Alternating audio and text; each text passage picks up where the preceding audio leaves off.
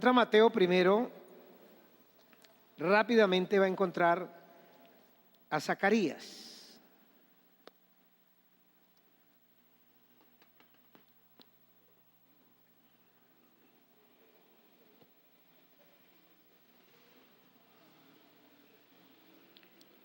Si lo encontró,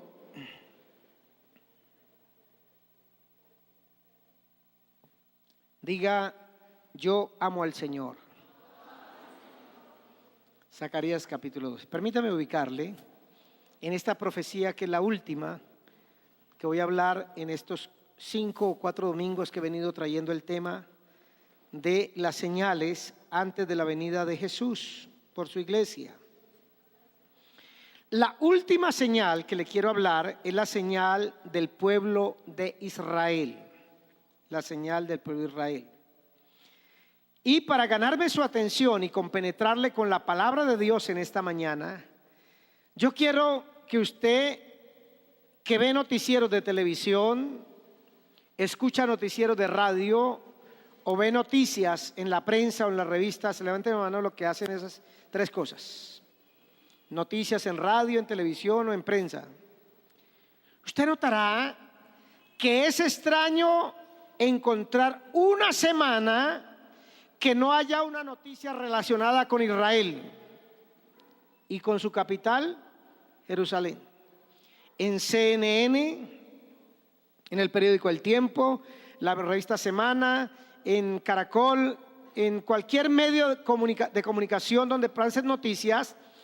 Es extraño e inusual que pase una semana sin que los noticieros no enfoquen su atención en esta nación y en su capital, Jerusalén. ¿Por qué Jerusalén ha cobrado una importancia inusitada en los últimos tiempos? A eso es lo que vamos en esta mañana. Dice el versículo 3 del capítulo 12 del libro de Zacarías: y en aquel día yo pondré a Jerusalén por piedra pesada a todos los pueblos. Todos los que se la cargaren serán despedazados, bien que todas las naciones de la tierra se juntarán contra ella.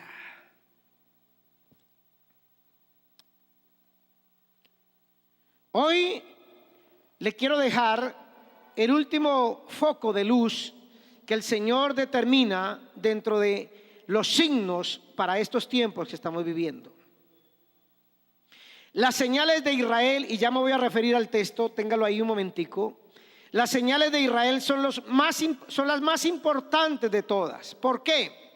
Porque los judíos, el pueblo judío, el pueblo de Israel, se han convertido en el reloj profético de Dios. Es decir, ese pueblo marca la hora de los planes y de los proyectos ¿de quién? De Dios en cuanto a la profecía. Mirar a Israel es mirar lo que Dios está haciendo para llevar a cabo la conclusión de la historia. Todo lo que les quiero decir, hermano, es que todo lo que pasa en Israel tiene que ver con la Biblia. Y pastor, ¿qué está pasando? Muchas o varias cosas. Se nos dice que tenemos que mirar a Israel, ya que cualquier evento profético que se cumpla con ellos nos dará a entender que también se seguirá otro acontecimiento profético, es decir, una cadena de eventos. Israel desarrolla la profecía bíblica como una cadena, como un eslabón. Y el pasaje, el versículo que acabamos de leer, nos dice lo siguiente. Lo vuelvo a repetir. En aquel día yo pondré a Israel por piedra pesada. ¿A quiénes? A todos los pueblos, a todas las naciones. ¿Saben qué se ha convertido Israel y el conflicto árabe-israelí o el conflicto judío-palestino? En una pesada carga para las naciones. A ver, le ubico, hermano, aunque usted me ha dado muestras que no le gusta estas temas actuales de política internacional y lo entiendo perfectamente, no le juzgo por eso. Pero déjeme en 3 minutos ayudarle a ubicar para que entienda la palabra. Israel es un poquito más grande que el departamento del Tolima, un poquitico más. Los palestinos son unas franjas, unos pedacitos de tierra, haga cuenta como el municipio del Espinal, como el municipio de Alvarado, como el municipio de Venadillo. Alrededor de Jerusalén hay casi incrustados dentro del pueblo de Israel. Y esos 2 pedacitos de tierra ponen a tambalear a casi todo el mundo. Detrás de ellos están los Estados Unidos, detrás de ese conflicto está Rusia, está la Comunidad Económica Europea o la Unión Europea, están los árabes, están Irán, está Siria, está Líbano, están todos los vecinos, más de 800 millones de vecinos que tiene Israel, con los ojos pendientes en unas cositas de nada. Yo no diría, si fuera una potencia pues geográfica como los Estados Unidos, como Canadá, como Gran Bretaña, como Alemania, si fueran territorios grandes, no, les repito, Israel es un poquito más grande que el departamento del Tolima. Y la franja de Gaza y donde viven los palestinos es unos municipios como los que acabo de mencionar. Y esos ponen al mundo a que centre la atención en ellos. ¿Por qué? Porque detrás de esa historia está Dios. Está Dios sobre su pueblo, velando por ellos y sus intereses. Y dice aquí la Biblia que en este caso la capital, Jerusalén, se convierte en una pesada ¿qué? Carga. Yo sé que usted y la mayoría han tenido que cargar piedras. Cuando estábamos aquí en la construcción, aparecieron unas piedritas pequeñas más bien. Pero qué problema sacarlas de ese barrizal, hermano, y echárselas al hombro para trasladarlas a otro lugar. Y usted que ha tenido que cargar piedras, sabe lo pesado que es tratar de agarrar la piedra en primer lugar. Tratar de subirla a las piernas y luego mandarla uno al hombro para trasladarla a otra parte. Una piedra de 2, 3 o 4 o 5 arrobas. Y la Biblia dice que en aquel día, ¿cuál día? Los días en que Dios intervendrá en la historia de los hombres. En aquel tiempo, podríamos decir, pondré a Jerusalén por piedra pesada a todos los pueblos. Les repito, 800 millones de vecinos, de árabes y musulmanes, queriendo que Jerusalén y el Estado judío desaparezca. Porque no lo quieren ni 5. Y luego añade el profeta, dice: todos los que se la cargaren serán despedazados, bien que todas las naciones de la tierra se juntarán contra ella. Dice 2 cosas: que hay un hambre, un deseo, unos intereses por todas las naciones de conquistar esta ciudad. Pero dice Dios, el que se la cargue le va a caer encima, como cuando le cae una piedra en un pie.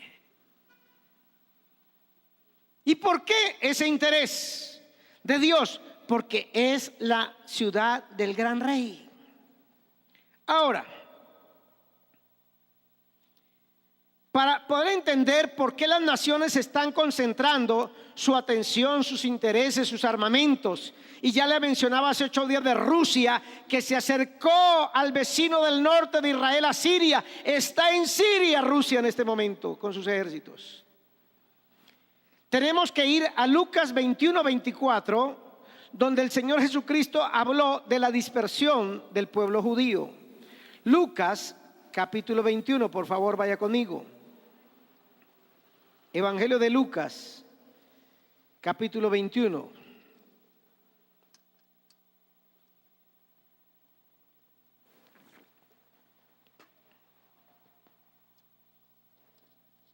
¿Encontró Lucas 21? Mire lo que dice el versículo 24. Dice la palabra del Señor: y caerán a filo de espada y serán llevados cautivos a todas las naciones, y Jerusalén será hollada por los gentiles hasta que los tiempos de los gentiles se ¿qué? Aquí en el mensaje de Lucas 21, el Señor le está hablando a los judíos de su época, a sus discípulos que le hicieron una pregunta, que cuándo sería el final de todas estas cosas, y Jesús responde, entre las muchas cosas, responde esta: que ellos caerían a filo de espada y serían llevados cautivos a todas las naciones. Yo sé que muchos de mis oyentes, de mis hermanos, les gusta la historia, y lo lamento por usted, porque la historia es muy linda y uno aprende muchísimo, y cuando uno no aprende de la historia está condenado a, dígalo fuerte, está condenado a repetirla. ¿Qué le sucedió en la historia al pueblo judío? Como rechazaron a Jesús, en el año 66 se levantó una revuelta contra el imperio romano, porque muchos falsos cristos se levantaron en esa época diciendo que ellos eran el Mesías, y sublevaron al pueblo y se reunieron en varias ciudades, entre ellas Jerusalén, para resistir a los romanos. 4 años duró el sitio a Jerusalén, desde el año 66 hasta el año 70. En el año 70 el general Tito entró victorioso a Jerusalén y destruyó todo lo que había. Conforme Jesús lo había dicho, no quedó piedra sobre piedra. Muchos fueron traspasados a espada. Se considera que por lo menos 200,000 judíos fueron muertos en esa sublevación del año 66 al 70, y fueron esparcidos a todas las naciones. En el año 132 de nuestra era, el emperador Adriano firmó un decreto prohibiendo a los judíos volver a su tierra so pena de muerte. Las palabras de Jesús: y serán esparcidos, cautivos por todas las naciones. Muchos de los judíos fueron llevados esclavos a Roma, y allá construyeron el famoso Arco del Triunfo en honor al general Tito por haber conquistado a los judíos en ese año. Y Jerusalén será hollada por los gentiles. ¿En qué quedó Jerusalén? En poder de los romanos. Y los romanos hicieron con ella lo que les dio la gana. Como dije, la dejaron piedra sobre piedra. Luego más adelante unos hebreos, unos árabes empezaron a reconstruirla, y la ciudad se fue reconstruyendo ya para la Edad Media, es decir, para el año 500 al año 1500. Ya me están aburriendo ustedes, hermano, perdónenme, pero si yo no menciono esto, usted no va a entender la palabra. Haga un esfuercito, amén. Haga un esfuercito. Del año 500 al año 1500, Jerusalén nuevamente fue reconstruida, pero por manos de ¿quiénes? No de ellos mismos, sino de los gentiles. El imperio romano desapareció, ya vino la iglesia cristiana, y la iglesia cristiana católica, única que había hasta el año 1056, decidió que Jerusalén debería ser amada, respetada y reconstruida, porque era la ciudad donde había nacido, donde había muerto el Señor Jesús. Pero se levantó un señor llamado Mahoma por el año 530 y pico, algo así, y él tomó bajo control la ciudad de Jerusalén. Luego vino el imperio otomano de Turquía, de este país europeo donde tenía la sede, y tomó a Jerusalén, como Jesús lo había dicho, bajo los pies de los gentiles. Llegó el siglo XX y Jerusalén está ahí, pero es de todos y es de nadie. Y le tengo estos datos para que usted me entienda para dónde voy, por qué Israel y Jerusalén es una señal profética, y es la última que le estoy predicando hoy.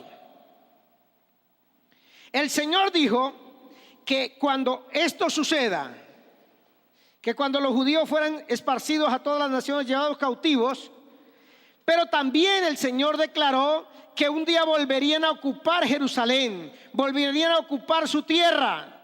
Y cuando esto suceda, los eventos del tiempo del fin se produciría como una cascada.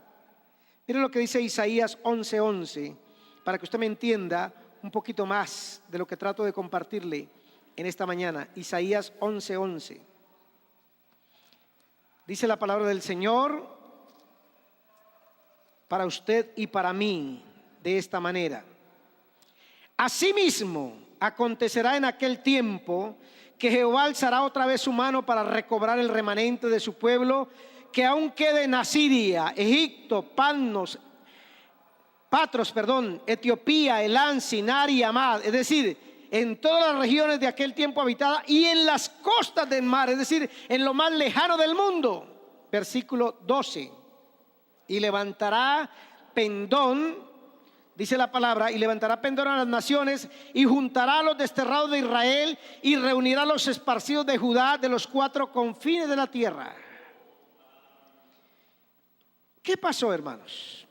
Si los judíos desde el año 70 fueron esparcidos por todo el mundo, para cuando comenzó el siglo XX, escúcheme bien, había en Jerusalén y en sus alrededores 40,000 judíos que amaban su tierra, que sabían que históricamente esta tierra y esta ciudad les pertenecía. 40,000. Era de todos los judíos que había en el mundo, 40,000 se aventuraron por algo que los inspiró, que los impulsó a volver a su tierra. Ahí estaban, pero no tienen propiedad de su tierra, no tienen reconocimiento. Viene la Segunda Guerra Mundial.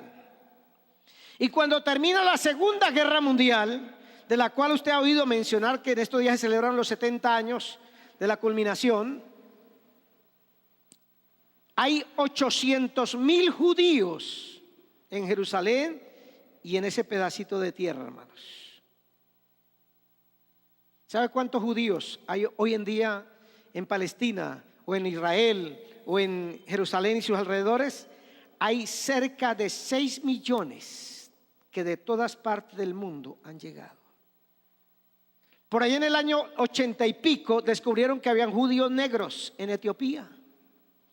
Y el gobierno contrató unos aviones que fuera a Etiopía, que en ese momento el comunismo estaba imperando ahí, y lograron hacer un rescate en el aeropuerto de Entebbe, en Etiopía, y llevaron a muchos de esos judíos de color a su tierra, cumpliéndose lo que dice Isaías 11, 11 y 12, que Él los volvería a recoger.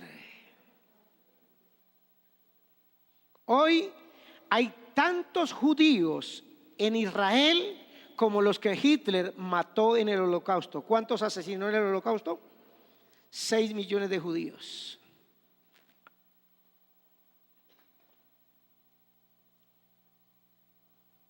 El profeta Jeremías dice que cuando los judíos regresen a su tierra, esta nación va a vivir tiempos muy trascendentales. Esa es la primera profecía, que Dios los iba ¿a qué? A reunir y traerlos a su tierra. Pero la segunda profecía clave sobre el pueblo de Israel es el restablecimiento de su estado. Ya como tal, ya no son unos amontonados, ya no son unos desplazados, ya no son miles o 1 millón o 2 millones que están ahí amontonados en unos campamentos tratando de hacer vida. El 14 de mayo del año 1948 se cumple lo que dice Isaías 66, versículos 7 y 8. Isaías capítulo 66, versículo 6 y 7. Isaías capítulo 66.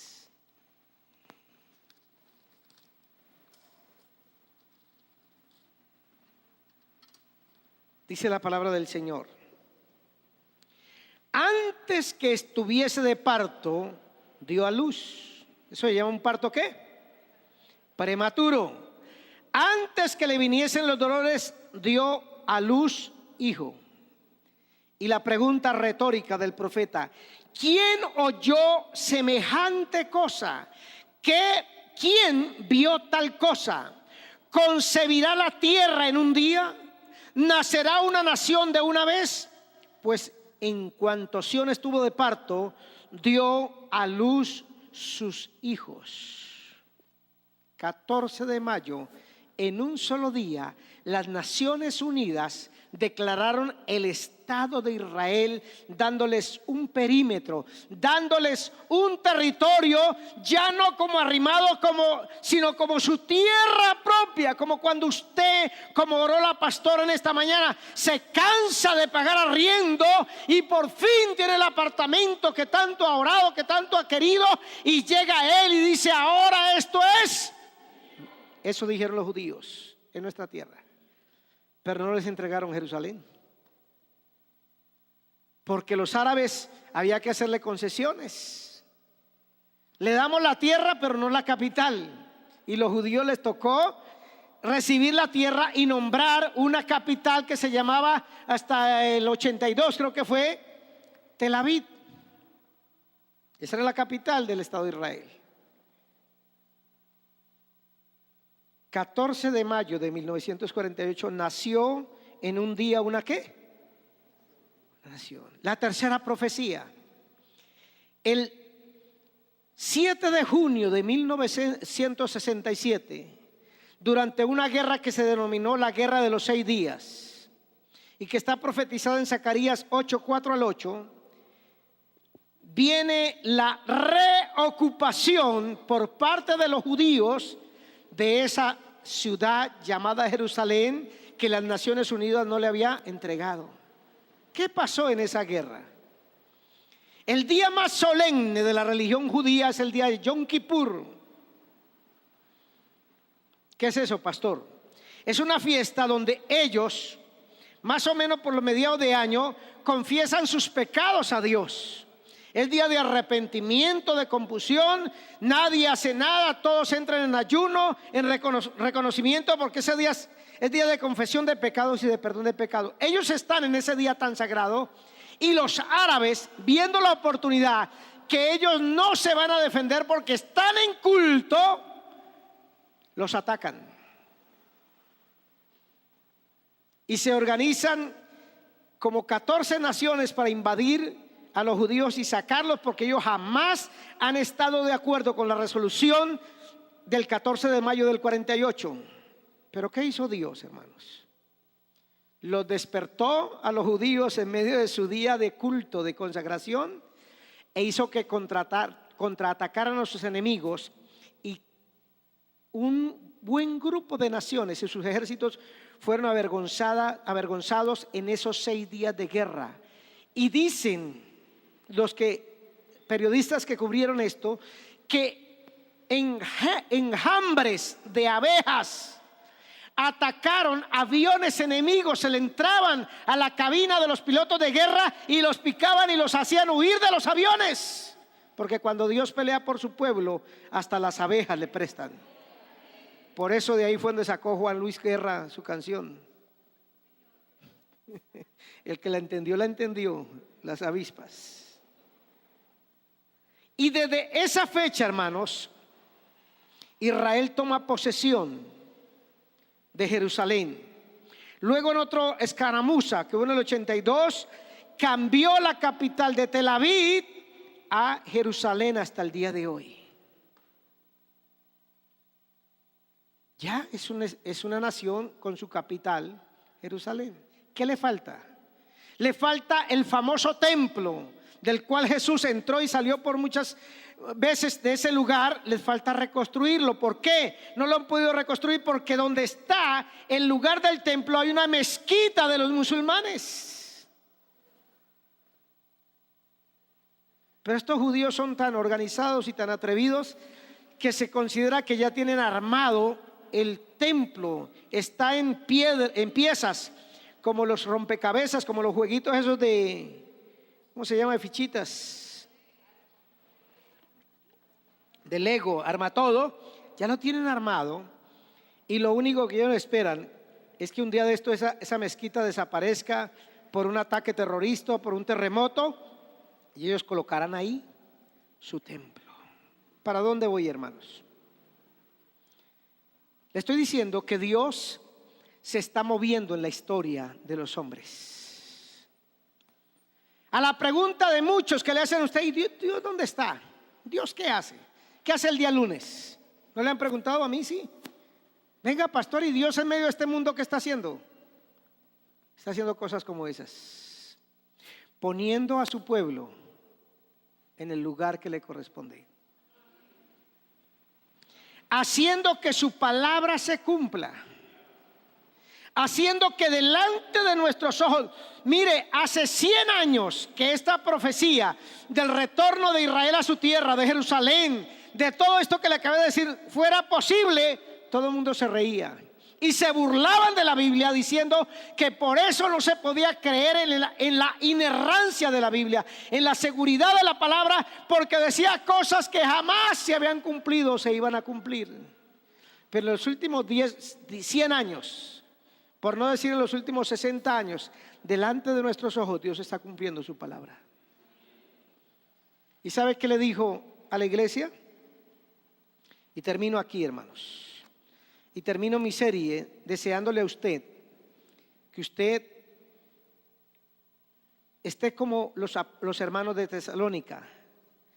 Tampoco queremos, hermanos, le dice Pablo a los hermanos de Tesalónica, que ignoren, que desconozcan acerca de los que ya se murieron o durmieron, para que no se entristezcan como los otros que no tienen esperanza. Porque si creemos que Jesús murió y también resucitó, así también Dios traerá con Jesús a los que durmieron con él. Por lo cual os decimos esto en palabra del Señor, que nosotros que vivimos en el año 2016, que habremos quedado hasta la venida del Señor, no precederemos a los que durmieron, porque el Señor mismo, con voz de mando, con voz de arcángel y con trompeta de Dios, descenderá del cielo, y los muertos en Cristo resucitarán primero. Luego nosotros, los que vivamos, los que hayamos quedado, seremos arrebatados juntamente con ellos en las nubes para recibir al Señor en el aire, y allí estaremos siempre con el Señor.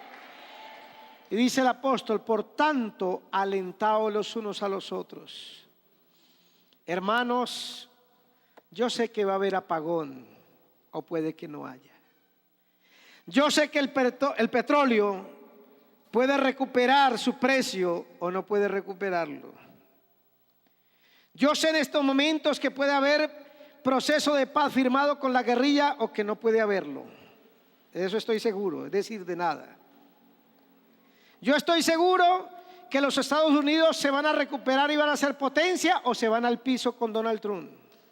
Yo sé que Rusia está ahí al norte de Israel en este momento, atacando al Estado Islámico en una nación que se llama Siria. Sé de esas cosas. Sé de otras, no sé absolutamente nada.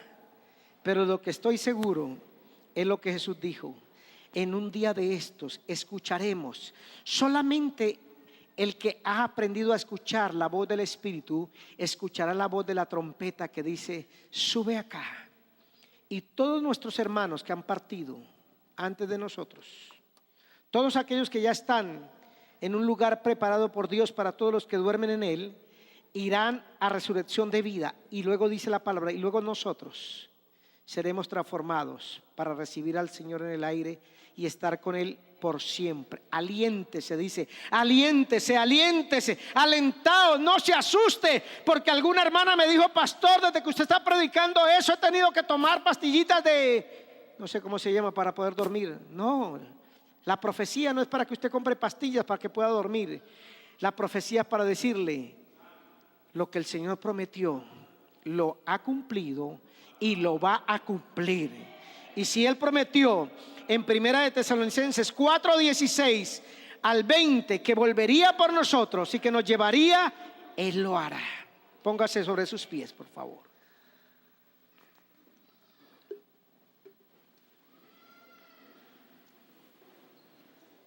Cierre sus ojos ahí donde está. Con todas estas advertencias, lo único que quiero decirle, hermano, es: aliéntese. Levante la cabeza, como dijo Jesús, no la agache. Dice: levante vuestra frente, levante la cabeza, porque nuestro rescate está cerca. Padre nuestro que estás en el cielo, santificado sea tu nombre. Venga tu reino y hágase tu voluntad en la vida nuestra aquí en la tierra como se hace tu voluntad en el cielo, Señor. No nos dejes caer en la tentación de dormirnos en los laureles de la fe, en creer que porque ya llevamos 5, 10 o 15 años de cristianos, ya la cosa pasa. No, Señor. Que nos preparemos, que nos alistemos, que nos emocionemos, que nos llenemos de pasión el corazón por lo que le está sucediendo a este mundo. Sí, Señor, guerras, rumores de guerras, aumento en los terremotos, tsunamis, señales en la sociedad, señales en el planeta, señales en la tecnología, señales en tu pueblo Israel, Dios. Y hoy declaro, Señor, que tu venida está a las puertas y que nuestro corazón debe alentarse, gozarse, alegrarse, porque aquel que nos prometió eso, que prometió en Hechos capítulo 1, versículo 11, que de la misma manera que se fue volverá, está pronto, está a las puertas. Que si este mundo se va a acabar o no se va a acabar, eso no me importa a mí, Señor. Lo único que a mí me importa es que tú me dijiste en tu palabra que volverías por mí, y yo te espero, Señor.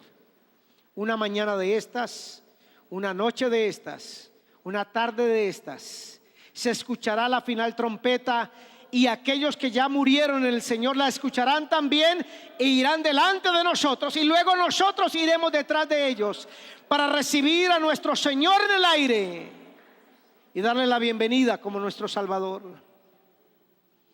Señor, ayúdanos a vivir preparados, a trabajar, a evangelizar, a hablarle a nuestra familia de Cristo como si tú demoraras 25 años, pero a estar preparados como si tú vinieras esta tarde, Dios.